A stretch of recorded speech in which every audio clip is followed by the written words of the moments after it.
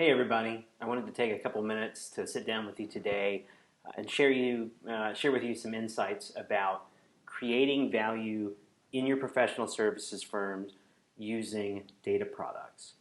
A little bit about me. My name is Casey Kinsey. I'm the founder and CEO here at Lofty. We are a digital product development consultancy that works with professional services firms to help them reimagine the way that they deliver services using technology. So we're here to talk about data. And I think that everybody at this point can say for certain that data is valuable. This has been proven plenty of times over in many different industries, but data is absolutely an asset. But I think that there's a lot of opportunity for professional services firms who are not traditionally in the business of productizing or selling data, but are certainly in the business of, at least as a side effect, collecting a lot of data through their day-to-day work. And so data is intrinsically valuable. And firms who have data assets can capture that value, but it first has to be packaged up in some sort of product. And that's what we're going to talk about today. A data product is a product that facilitates an end goal through the use of data. So we're talking about software application, we're talking about software tools in which data is the primary deliverer of value. And there are a couple of ways to look at the value of data. I'll move my mug out of the way so you can see this here. As one of the key ways is the source of data. And the way data is sourced brings exclusivity. And as that exclusivity increases, it's supply and demand. As essentially, if demand is high and supply is low, basic economics, right? And so looking at three types of ways of data being sourced in a product. On the low end of the value side is your house data. It's the data that you have as a firm that you've collected throughout your practices and maybe through your business partnerships. Moving up a little bit is bring your own data. This is like data products that allow the customer to bring their unique data and use it within the product. And that moves up in exclusivity a bit, right? If you are selling house data to a number of customers, it can be valuable, but it's not necessarily competitive as a competitive advantage because you might be selling that data to other people in the industry. The customer's unique data is theirs and theirs alone, so bringing their own data can potentially make a product more valuable. And then on the far end of the scale, the highest value is a hybrid of both of those things, where the users of the product bring their own data, and it gets combined with data that only you have as a firm, and together that yields insights that you really can't get anywhere else. The user's competitors can't get it because it's got the user's data, and the user can't get it on their own because it includes your data. So as you start to mix firm data with user data, you're really driving up the value of data in a product. Next, we're going to talk about how value is influenced by the degree to which data is refined. So I've got here, let's call it a data value chain, for lack of any better term. On the left side, the lowest value is raw data, and we'll move across here and talk about this a bit. So lowest value, which is not to say it's not valuable, but it's the least refined form of data, is simply selling raw data as the product itself. And an example of this is like a contact database in sales and marketing. Pay money, get emails, right? Pay money, get contact information. That's raw data. And I think everybody's interfaced with some sort of data service.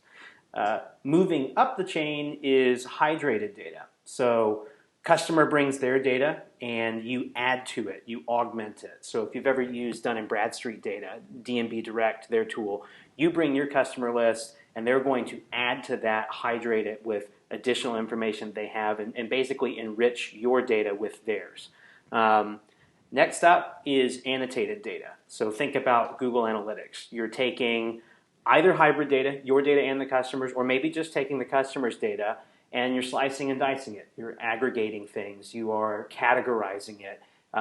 And you'll notice here when we look at, as we're moving across the chain, the deliverable, the primary deliverable starts to shift here around annotated data, where the main thing customers are buying is not the data itself, but it starts to be insights within that data, and that's what's driving the value up. Further up, decision support, business intelligence, these are the Tableaus of the world. Customer brings their data and they can get analytics on it. They can find trends. Potentially, with Tableau is a great example of there's a large ecosystem, a data marketplace to hydrate additional information in. And then at the very high end of this value chain is decision automation. So where decision support tends to be exploratory, decision automation is artificial intelligence or algorithms that actually yield insight and take actions on the user's behalf. And so Palantir is an example of that kind of tool, but also there are a ton of very specific verticalized applications in this space. So when you go from raw data and you start to refine it, just like any raw resource, the more refined it is, the further you're moving up the value chain with it. And different interfaces on how a product gives that data or exposes those insights to the customer provide value in different ways. It's hard to say. It's not as direct here that if you move across this, the value goes up. This is really dependent on the data you have and who your customer is. But it's worth noting that you've got, on one end, integrations and APIs, where the customer takes your data product, integrates it directly into their systems, and it's on the customer to do something with that information, but can be very, very valuable if it becomes a critical part of their business process. In the middle here, we have reporting dashboards. This is Tableau. This is exploratory analysis. Customer brings their data, maybe some of your data, and they're able to navigate it, ask questions of it, and find their own insights. And then finally, verticalized applications. These are going to be specific software products that aim to solve a specific problem. It's not exploratory, but it uses customer data and house data from the firm to get outcomes directly to the customer. So depending on what your data is and who your client is, these can provide value in different ways. And what that yields is this, we'll call it a data product matrix. You can see here that we've got 15 major categories of types of data products. Raw data over an API, raw data as an application, so on and so forth. And kind of here in the middle, around annotated data and decision support, you have the options of, is this purely a bring your own data tool, like Tableau out of the box with no add-ons on it? You just load your data up into it and explore it. That's going to be a little bit lower value.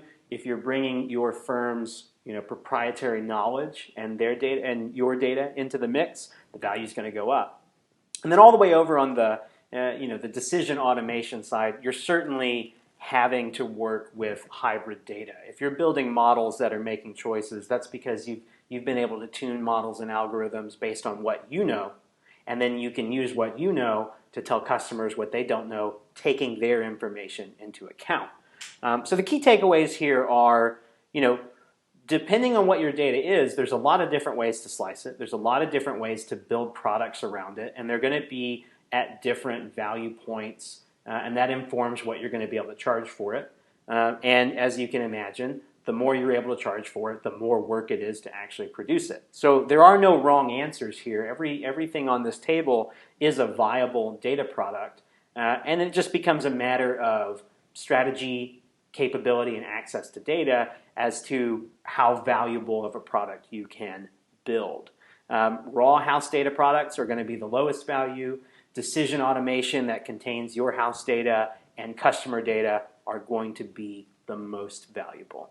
So this is just a framework for thinking of how to categorize and understand if you're looking at data within your firm and you're saying, well, we know for sure this is valuable, but we don't know what's next. Well, the answer is it could potentially be a lot of things, and it needs to take your overall digital strategy into account.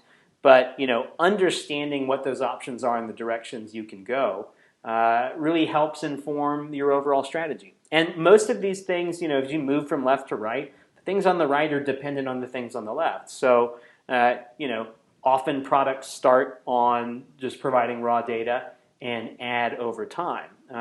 Big, sophisticated, very mature products like Tableau offer all three types of interfaces. You can use APIs, you get dashboards out of it. There's an application marketplace for verticalized applications on the data. So as a data product matures, it can encompass pretty much everything on this table.